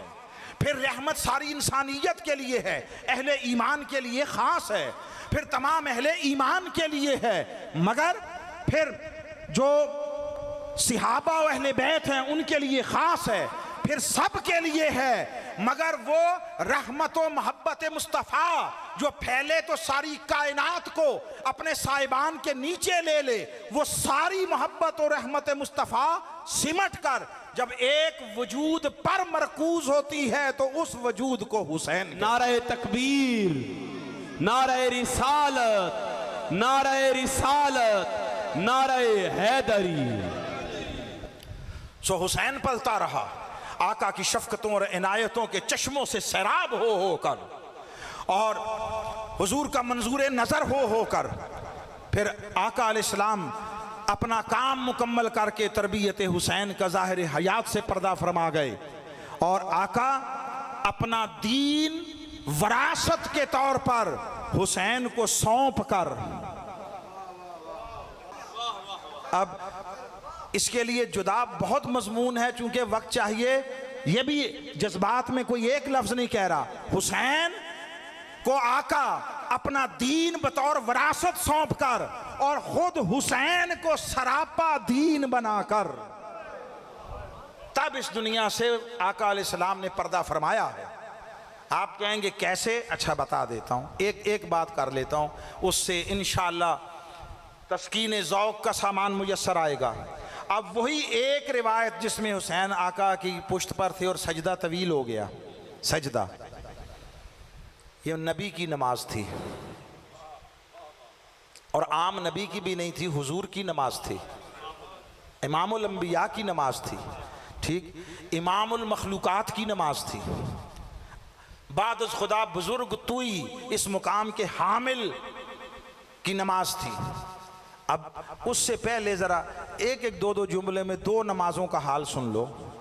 एक सहाबी नमाज पढ़ रहे थे, करीब छोटा बच्चा था, कोई सांप आ गया और घर वालों ने देखा तो वो उस बच्चे की जान की खौफ से चीखने चिल्लाने लगे, उन सहाबी को आवाज़ें देने लगे, घर में ख़वातीन होंगी ताकि वो आएँ और बचाएं। वो अपने उसमें नमाज पढ़ते रहे इन्हिमाक से। जब सलाम फेरा तो उन्होंने कहा आप अजीब आदमी हैं, आपको इतनी आवाज़ें दी और इतना ख़तरा था और आपने सुनी नहीं, क्या हुआ? उन्होंने कहा सांप आ गया था, बच्चे की जान ख़तरे में थी, आपको आवाज़ें देते रहे, आपने हमारी नहीं सुनी। उन्होंने कहा खुदा की इज़्ज़त की कसम मैंने किसी की आवाज़ नहीं सुनी। सहाबी, ये उनकी नमाज में तवज्जो और इस्तिग़राक़ का आलम है, कॉन्सन्ट्रेशन का आलम, ठीक। मौला अली शेर खुदा के जिस्म में तीर लग गया, निकालना चाहते थे, अज़ियत नाकाबिल बर्दाश्त थी, कहा नहीं निकालो इस तरह। उन्होंने कहा आपको कोई नशा पिला देते हैं, ये उस दौर का, हर दौर में ऐसा होता है, आज भी आप एनेस्थीसिया देते हैं, बेहोश करते हैं, नशा ही होता है ना। तो उन्होंने कहा नहीं ऐसा नहीं, ये एक इजाफी जुमला है, मोतरज़ा इसे कहते हैं, जिसने अपनी तकलीफ़ रफ़ा करने के लिए, जिस्म से तीर निकलवाने के लिए नशा नहीं किया, लोग उस पर रवायतों का सहारा लेकर तोहमत देते हैं कि नशा पी कर नमाज पढ़ा दी। कोई अक्ल और दिरायत के पैमाने भी होते हैं, कोई शऊर के पैमाने भी होते हैं। खैर, उन्होंने कहा नहीं इसकी ज़रूरत नहीं, नमाज का वक्त होने दो, जब नमाज में खड़ा हूँ तो निकाल लेना। ये अली की नमाज है, किसकी? अली की। खड़े हुए, आपको मालूम है, तीर निकाल लिया। जब नमाज ख़त्म की तो सलाम फेर कर कहा मैंने कहा था तीर निकाल लेना, क्यों नहीं निकाला? उनका निकाल दिया, ज़रा देखें तो सही। देखा तीर निकला। अब जुमला सुनिए मौला अली शेर खुदा का, फरमाया खुदा की कसम इतनी भी तकलीफ़ महसूस नहीं हुई जितनी चींटी के काटने से होती है। वो सहाबी की नमाज, ये अली की नमाज, तो नबी की नमाज का आलम क्या होगा? नबी की नमाज, गारे हिरा में जाते बेसत से पहले तो कई दिन रहते, जाते हुए हज़रत खदीजा थोड़ा सा कोई खुश्क जौ, कोई खजूरें, कोई पानी दे देते कि चलो वहाँ पर अपने जब ज़रूरत पेश आएगी इस्तेमाल कर लेंगे। और देखती कि घर में इतना सा आका अलैहिस्सलाम 1-2 दिन में इतना इस्तेमाल करते हैं। हफ्ता गुजर जाता, मुस्तफ़ा वापस ना आते हिरा से। वो जाती परेशानी में, ज़ौजा जो थी वो जब वहाँ पहुँचती अंदर तकती, ये सोच कर आई होती कि वो मेरे हिसाब में 2 दिन का खाना था, 3 दिन खाया होगा, ये हफ्ता गुजर गया, 10 दिन क्या किया होगा। अंदर झांकती, उंगलियां दांतों तले दबा कर रह जाती। वो जो लाए थे जूं का तू पड़ा होता, आका याद इलाही में गर्क होते। जिनका अल्लाह के याद और जिक्र में इन्हिमा का, इस्तिग़राक़ का आलम ये था, ये उनकी नमाज थी। वो नमाज में थे और पीछे सहाबा भी थे, जमात करा रहे हैं और सजदा तवील होता जा रहा है। मुझे 2 ही इम्कानात नजर आते हैं, 2 ही। भाई 3, 5, 7 दफा तस्बीह सजदे की पड़ी होगी ना, फिर सर उठाना था ना, नहीं उठाया कि पुश्त पर हुसैन है। मुझे 2 ही इम्कानात नजर आए। एक, हुजूर का सारा ध्यान तो अल्लाह की तरफ ही था, आका ने महसूस भी नहीं किया होगा कि कोई पुश्त पर आकर बैठा, मगर जब 3, 5 या 7 दफा तस्बीह पढ़ के सर उठाने लगे होंगे तो जिसकी नमाज पढ़ रहे थे उसने कहा होगा ठहर जा। 2 ही इम्कानात हैं, 2, ठीक। पहले ये ले रहा हूं, तो उसने कहा होगा कि भाई अभी ना उठा सर, सोने तस्बीह जारी रख। तो मुझे ये बात समझ आई, मुस्तफ़ा का सारा ध्यान खुदा पर था, खुदा का सारा ध्यान हुसैन पर। नारे तकबीर, नारे रिसालत, नारे हैदरी, करबला का शाह हुसैन, करबला का शाह हुसैन, करबला का शाह हुसैन। एक सूरत ये है। दूसरी सूरत ये है कि आका अलैहिस्सलाम ने महसूस कर लिया हुसैन पुश्त पर है, 3, 5, 7 रूटीन में पड़ी होंगी, सर उठाना चाहा होगा तो देखा हुसैन है, तो ध्यान हुसैन पर आया।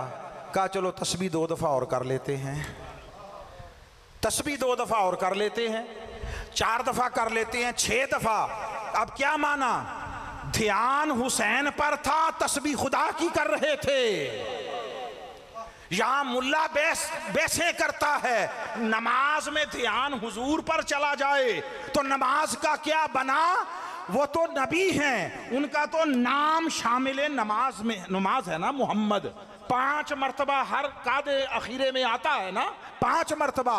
हुसैन का तो नाम भी नमाज में शामिल नहीं है। मेरा ध्यान नबी पर जाए उनका नाम होने के बावजूद, तो नमाज पर सवालिया निशान खड़े करते हो। वो नबी हैं, हुसैन का नाम नमाज में शामिल नहीं, फिर भी नबी का सारा ध्यान हुसैन पर है। खुदा की नमाज जारी है, खुदा की नमाज जारी है। 5 साल सुना हमने कि वो कोई 70-72 दफा तस्बीह पढ़ दी, जितनी दफा भी पढ़ी। मैं ये कहता हूं 7 मरतबा के बाद जितनी पढ़ी थी वो हुसैन की वजह से पढ़ी थी, यानी ध्यान हुसैन पर था। नबी नमाज में भी ध्यान हुसैन पर रखे तो नमाजों में खलल ना आए। हम इधर उधर चलते फिरते हुसैन का नाम ले लें तो लोगों के दिमागों में खलल आ जाता है। उनकी नमाजों में खलल नहीं आता था, लोगों के दिमागों में खलल आ जाता है। अल्लाह की शान है। सो हुसैन इन शफकतों, इन इनायतों, करम नवाजियों के माहौल में आगोश मोहब्बत मुस्तफ़ा में पल कर जवान हुए। आका अलैहिस्सलाम सब कुछ हुसैन को सौंप कर फिर हयात ज़ाहरी से पर्दा कर गए। अब हुसैन तन्हा, मौला अली शेर खुदा के बाद, इमाम हसन के बाद, जब वो तन्हा थे, तन्हा वारिसे दीन मुस्तफ़ा थे। 2 बातें लोग पूछते हैं। किसी ने हमसे पूछा कि जब यजीद ने ये सब कुछ किया तो और कलमा गो नहीं थे, सिर्फ हुसैन ही क्यों गए? सिर्फ हुसैन ही क्यों गए? सवालों के अंदर बहुत सारी चीज़ें छुपी होती हैं ना। मैंने उसे कहा हाँ दुरुस्त है, सिर्फ हुसैन ही गए, मगर वजह सुन लो क्यों गए। इसलिए भाई तुम्हारे बाप दादा तुम्हारे लिए कोई विरासत जागीर छोड़कर जाएं और कोई जाकर उसको बर्बाद करे, तबाह करे, तो उसको बचाने तुम जाओगे या मैं जाऊंगा? तुम खुद जाओगे या मैं? उनका मैं खुद जाऊंगा। तो मैंने कहा फिर समझ में क्यों नहीं आती? ये दीन मुस्तफ़ा हुसैन को विरासत के तौर पर देकर गए थे। हुसैन वारिस दीन मुस्तफ़ा थे। उसने जब दीन मुस्तफ़ा पर बगावत की, दीन मुस्तफ़ा का चेहरा मस्क करना चाहा, हुसैन वारिस दीन थे। हुसैन न जाता तो कौन जाता? दीन था हुसैन का, हुसैन न जाता तो कौन जाता? फिर बाज लोग पूछते हैं, कहते हैं जब बाकी सब ने बैत कर ली थी तो हुसैन ने क्यों ना की? हुसैन भी कर लेते। ये सवाल ही अपनी नोयत में गलत है, ये सवाल ही गलत है। ये सवाल बनता ही नहीं कि जब सब ने बैत कर ली, सब की औकात क्या थी?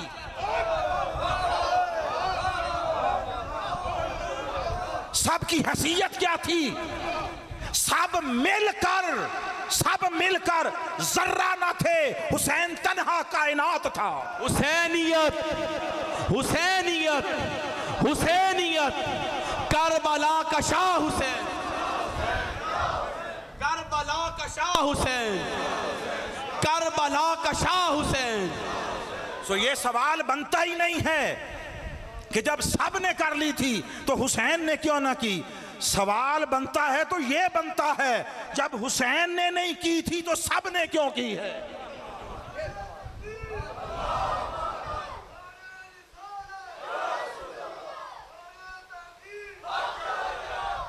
जवाब दे हुसैन नहीं है, जवाब दे हुसैन नहीं है, बैत ना करके, जवाब दे सब हैं बैत करके।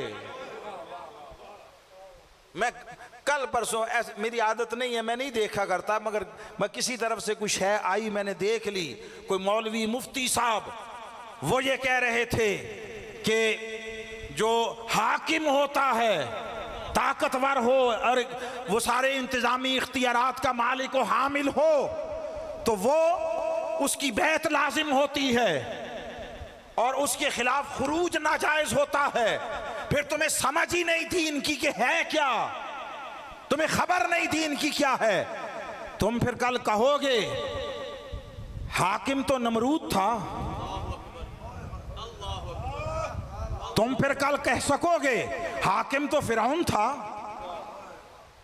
फिर बात हुसैन तक तो नहीं रुकेगी, हुसैन तक तो नहीं रुकेगी, बात तो फिर तोड़ तक जाएगी। तुम्हें किसने कहा कि वो जो मसनद इक्तिदार पर बैठ जाए और हुकूमत पर मुसल्लत हो जाए तो उसकी इताअत लाजिम हो जाती है? वो रुखसत का रास्ता है कम हिम्मत लोगों के लिए। कम हिम्मत करते रहें, जुल्म से, जबर से समझौता, जिसकी परवरिश और तरबियत मुस्तफा करके गए उसे समझौते नहीं करने थे, उसे कुफ्र का तख्ता उलटना था। नारे तकबीर, नारे रिसालत, नारे हैदर। ये तुम्हारा मेरा नुक्ता नजर होता है, हम जैसों का। घरों में आज भी बुजुर्ग बैठे हैं, मैं माफी चाहता हूं, वो अपनी जगह दुरुस्त है बात, अपने महल पर कि बुजुर्ग बच्चों को, नौजवानों को समझाते हैं, बेटे हालात को देखकर इस तरह जियो और इस तरह हिकमत अमली अपनाओ कि सांप भी मर जाए लाठी भी ना टूटे। कहते हैं ना, दुरुस्त है, आम रोजमर्रा मामूलात में दुरुस्त है, मगर फिर भी ये हमारा और आपका नजरिया है कि सांप भी मर जाए लाठी भी ना टूटे। हुसैन ने हक को बातिल के परखने के मुकाम पर जो नजरिया दिया वो ये नहीं था कि सांप भी मर जाए लाठी भी ना टूटे।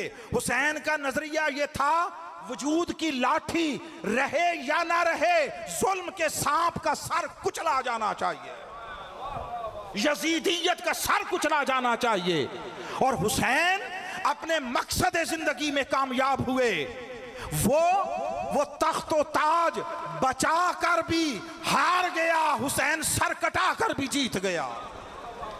जरा शब्बीर की सर बुलंदी और सरफराजी का आलम तो देखो कि वो कमबख्त जिसको झुकाने आए थे कटे हुए सर को भी उठाकर चले। उनका शानों के साथ होकर भी नीचे था, हुसैन का कट कर भी बुलंद था। जिसे बुलंदियां खुदा अता करे, जिसे खुदा बुलंदियां अता करे। सो हुसैन अपने नाना को रब की तरफ से बतौर हुक्म तकाजा किए गए उन दो चीजों की तकमील के लिए करबला गए थे। हाय हाय फसल्ले ले रब्बिका वनहर। आका हुसैन, इसलिए ये बात भी, एक और नजरिया भी, हमारा सारे का सारा दीन आज सवाब के लिए है, सवाब के लिए। जिससे मर्जी पूछो, बाहर निकलो, बच्चे से लेकर बूढ़े तक, अनपढ़ से लेकर आलिम तक, नमाजा किस वास्ते पढ़ दे हो? सवाब ले। हज सवाब ले, ज़कातां सवाब ले। हुसैन ने इस तर्ज फिक्र को बदला। वो अलग बात कि हम आज याद ना रख सके, हमें समझ ही नहीं आई कि हुसैन में और बाकियों में फर्क क्या था। तब भी और अब भी हमारा एजाज ये होता है कि हम हाफिज कुरान हो जाते हैं। हम हाफिज कुरान बनना, इस पर फख्र करते हैं। हुसैन हाफिज कुरान नहीं, मुहाफिज कुरान था। जो हाफिज कुरान है उनसे तो जिंदगी में नहीं संभाला जाता कुरान, उनसे तो कुरान जिंदगी में नहीं संभाला जाता। हुसैन वो था जो मुहाफिज कुरान था, सर कटा कर भी कुरान को नेज़े की बुलंदी पर पढ़ रहा था। करबला का शाह हुसैन, करबला का शाह हुसैन, करबला का शाह हुसैन। सो वो हमारा नजरिया है कि सवाब। हुसैन ने कहा नो, सवाब, दीन सवाब का धंधा नहीं है। दीन उसकी रजा का मामला है। 50,000 गुना अजर मस्जिद नबवी में था। वो 50,000 गुना अजर वाला मुकाम वो है, हुसैन ये चला गया छोड़कर। लोगों ने कहा नहीं वो हज के लिए और लाख गुना अजर है काबे में, वो 50,000 गुना छोड़कर लाख की तरफ गया है। हुसैन ने कहा नहीं, अपने नजरिए दुरुस्त कर लो, मैं यही तो तुम्हें सिखाने गया। आगे पीछे जाता किसी और मौका पर तो उसकी इतनी अहमियत ना होती। 28 रजब को हुसैन ने मदीना छोड़ा, काबा पहुंचे हैं, लोग समझे हज करेंगे, लाख गुना अजर सवाब के ढेर समेटेंगे। हुसैन ने 8 जिलहज को, कब 8 जिलहज को अपने, जब पूरी दुनिया से आए हुए लोग मनासिक हज की अदायगी में दाखिल हो रहे थे, हुसैन ने अपने हज को उम्रे से बदला, इहराम उतारा और लाख गुना अजर का मुकाम सहने काबा छोड़कर उस करबला की तरफ चल पड़ा जहां 2 गुना अजर की भी मुझे कोई रिवायत नहीं मिली। वो 50,000 गुना अजर वाला मुकाम, वो लाख गुना अजर वाला, वो हज की फजीलत, हुसैन सब कुछ छोड़कर जा रहा है। हुसैन ने बताया लोगों, रब के साथ ये सवाबों के धंधे न करना, ये गिनतियां और शुमार के चक्करों में ना पड़ना, तुम उसके मुखड़े को तकना, वो जिधर तुम्हें बुलाए उधर जाना, जिधर राजी हो उधर कदम उठाना। वो काबे जाने में राजी हो तो जाया करो, वो काबे छुड़ाकर करबला बुलाए, काबे छोड़कर करबला में जाया करो। रहा सवाब और रहा बाकी मामला वो उसके हाथ में है। वो चाहे तो सहने काबा में सजदे लुटाने वालों को रद्द कर दे और चाहे तो किसी सहरा में सर झुकाने वाले को रश्के मलाइक बना दे। नारे तकबीर, नारे रिसालत, नारे हैदरी। आज तारीख गवाह है कि वो जो हरम में सजदे करते रहे, हज करते रहे, नाम तो कुजा, उनकी तादाद भी किसी को नहीं पता। जिलहज 60 हिजरी में कितने लोगों ने हज किया, किसी को तादाद पता हो तो मुझे बता दे। किसी रिवायत में अंदाजे से होता है कि इतने इतने इतने इतने, उनकी तादाद भी किसी को नहीं पता। वो और आके तारीख में गुम है। हुसैन तेरी अजमतों को सलाम, तूने रब के साथ सवाबों का नहीं, रब की रजा का सौदा किया। आज तारीख बता रही है कि वहां के सजदे उनका किसी को इल्म नहीं, और वो जो हुसैन का एक सजदा करबला की धरती पर था, उसने रेगज़ारे करबला को रश के सहने हरम बना दिया है।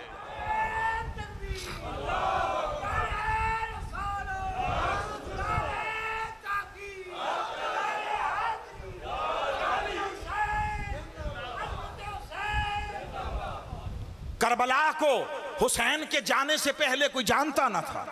करबला तारीख की गुमनामियों में गुम थी। ये हुसैन का सजदा था जिसने रेगज़ारे करबला को हयात दवाम अता कर दी, बका अता कर दी है। अब हुसैन उसके लिए वहां पहुंचे हैं। फसल्लि लिरब्बिका वनहर, आए वहां पहुंचे हैं। मैं वो मसाइब नहीं पढ़ रहा, मैं उधर नहीं जा रहा, मैं सादा बात अर्ज करके तफसीर के महल पर रहना चाहता हूं। हुसैन ने अपना सारा कुंबा लुटाया, एक एक को भेजकर जिंदा मैयतें उठा कर लाया। हुसैन अपने नाना का वादा वफा करने आया था। हुसैन रब की बारगाह में महल्ले शुक्र पर वो नमाज अदा करने आया था जो कौसर का शुक्राना बन सके, जो कौसर का शुक्राना बन सके। हमारा मामला अजीब है। मुझे नहीं मालूम हम किस जहनीत के लोग हैं। बकरा ईद आती है, जिलहज आता है, तो कुर्बानी होती है 10 जिलहज को, ऐसे ही है। तो अगर ज़्यादा पहले नहीं तो यकम ज़िलहज से कुर्बानी की तैयारियां। ऐसे ही पूछते, आपने लिया कुर्बानी का जानवर? आपने लिया? क्या लिया? दुम्बा लिया, हिस्सा डाला, बकरा लिया? वो जो 10 ज़िलहज को जाके काम है जानवर की कुर्बानी का होना है, उसका बड़ा चर्चा। अच्छा भाई देखो, तुम कुर्बानी करोगे? हाँ। देखो नाखन नहीं कटवाना, बाल नहीं कटवाना, ये सारा कुछ एहतमाम उस एक जानवर की कुर्बानी उसको पेशे नजर रखकर है। मुझे समझ नहीं आती इस उम्मत की। इसे मुस्तफ़ा से भी 2000 साल पहले इब्राहीम का दुम्बा याद रहा, और मुस्तफ़ा के बाद 60 हिजरी 61 हिजरी में मुस्तफ़ा का पूरा कुंबा ज़िबा हुआ, वो याद नहीं रहा। और ये कहते हैं कि रोया क्यों जाए, रोया क्यों जाए? वो दुम्बा एक जन्नत से आया था, ज़िबा हुआ था, उसके लिए इतना एहतमाम है, उसके लिए 100 तरह के इंतजामात करते हो। वो जो मुस्तफ़ा का पूरा कुंबा ज़िबा हुआ इस दीन को बचाने के लिए, ये दीन ना होता, ना तुम होते, ना दुम्बे होते। अगर मुस्तफ़ा का कुंबा ज़िबा ना हुआ होता, उस पर कहते हो। मुझे ताज्जुब होता है, ये सब अहले सुन्नत हैं आप बैठे हुए, मुझे ताज्जुब होता है हम अहले सुन्नत हैं और यकम मुहर्रम का चांद तलू होता है, 10 मुहर्रम आती है गुजर जाती है और हमारी आंख से एक आंसू नहीं बहता। आपने इसे अहले तशय्यो का शियार समझ लिया। अरे मुस्तफ़ा शियों के हैं, तुम्हारे नहीं हैं। वो जो कुंबा ज़िबा हुआ मुस्तफ़ा का, तुमसे कोई वास्ता नहीं है। तुम उनका दर्द नहीं महसूस करते? तुम्हारे बेटों के पांव में कांटा चुभ जाए, तुम्हें सारी रात नींद नहीं आती? तुम्हारे बेटे का एक्सीडेंट हो जाए, जिंदा हो 4 कतरे खून के बह जाए, तो तुम सारी रात बेचैनी में गुजारते हो। अरे मुस्तफ़ा का पूरा कुंबा, मुस्तफ़ा के अहले बैते अतहार के ये मुकद्दस नफूस कुदसिया, वो एक एक करके तुम्हारा ईमान बचाते हुए इस दीन की खातिर ज़िबा हो गए, और तुम उसका दर्द नहीं महसूस करते हो। तुम्हारी ज़ुबान से एक आह नहीं निकलती, तुम्हारी आंख से एक आंसू नहीं निकलता, और तुम ये कहते हो ये उनका काम है। ये तब कहो अगर मुस्तफ़ा को कहो कि ये उनके हैं। अगर मुस्तफ़ा तुम्हारे हैं तो मुस्तफ़ा के कुंबे का दर्द क्यों नहीं महसूस करते? इसे सुन्नियत शीयत में बांट कर कौन सी अपनी आखिरत के लिए कोई ज़्यादा राह जमा कर रहे हो? कल खुदा को क्या मुंह दिखाओगे? पड़ोस में कोई मर जाए जिसके साथ 5, 7, 10 साल मोहल्ले में गुजारे हो, आंख नम होती है। मुस्तफ़ा के घर वालों का के लिए एक कतरा आंख से आंसू का वो बहने के लिए गम नहीं महसूस होता? खुदा के लिए फ़िक़ही इख्तिलाफ़ात अपनी जगह, तारीख़ी मामलात अपनी जगह। मैं तो बात करता हूँ कि जिस नबी का कलमा पढ़ते हो उससे वफ़ा का भी कोई तकाज़ा है या नहीं है? अगर नबी का दर्द नहीं महसूस करते हो तो किसका दर्द महसूस करोगे? नबी के घराने से अपनाइयत नहीं महसूस करते हो तो कायनात में किसके साथ अपना होने का ताल्लुक जोड़ोगे? सो आका हुसैन उसके लिए गए। बस मैं इसकी और फिर अगला जुमला बड़ा मुख्तसर कर दूंगा अगली आयत को। इमाम हुसैन रज़ी अल्लाह ताला अन्हु गए, सब शहीद हो गए, एक एक को ज़िंदा भेज कर मैयतें उठा के लाते रहे। हुसैन का अज़्म हौसला तो देखो, अज़्म हौसला तो देखो। और फिर जब खुद गए, अब ये बात बड़ी अहम है, मैं इसको एक और मुकाम के साथ ज़रा सा जोड़ लूँ, ज़रा सा जोड़। मैं माफ़ी चाहता हूँ थोड़ी तवील हो गई गुफ्तगू मेरे अंदाज़े से, मगर मालूम नहीं दोबारा कब मौका मिले या ना मिले। सो इमाम हुसैन रज़ी अल्लाह ताला अन्हु और लश्कर यजीद, ये आमने सामने दो गिरोह हैं, दो जमातें हैं। बाज़ लोग यूँ भी कह देते हैं, मैं इतराज़ नहीं करता कि ये दो लश्कर थे, मगर मुझे ये बात बेजोड़ दिखाई देती है, इसलिए कि उधर तो लश्कर था, इधर के लिए क्या कहोगे? हाँ, किसी ने खूबसूरत एक जुमला कहा कि उधर लश्कर था, इधर असगर था। और ज़रा आप यजीदियों की नाकामी देखें, वो तो असगर को नहीं झुका सके, हुसैन को क्या झुकाते? हुसैन को क्या झुकाते? सो इमाम हुसैन गए, लोग नमाजों का कलमे का, अजानों का, तिलावत का, जिक्र अज़कार का कोई बेनिफिट ऑफ डाउट देना चाहते हैं यजीद को। इसलिए अल्लाह रब्बुल इज़्ज़त ने तो जड़ काट दी उस तसव्वुर की। एक आयत सूरह बकरा में उतारी, या अय्युहल्लज़ीना आमनुस्तईनु बिस्सब्रि वस्सलाह इन्नल्लाह मअस्साबिरीन। ठीक, ए ईमान वालो, सब्र और नमाज से मदद मांगो। कितनी चीज़ें हैं ये? दो। आगे सिला बयान किया, इन्नल्लाह मअस्साबिरीन। जब काम दो करने को कहा तो सिला भी दोनों के लिए होना चाहिए ना। जब कहा सब्र और नमाज से मदद मांगो तो आगे जवाब भी यूं आना चाहिए ना, बेशक अल्लाह सब्र करने वालों और नमाज पढ़ने वालों के साथ है। यूं ही आना चाहिए ना। कुर्बान जाए मौला तेरी भी हिकमतों के। उसने काम करने को दो कहा, मुकाम अजर पर एक की बात की। कहा सब्र और सलात का दामन थामो, इन्नल्लाह मअस्साबिरीन, अल्लाह सब्र करने वालों के साथ है, और बस। तो मौला नमाजें और नमाजी कहाँ गए?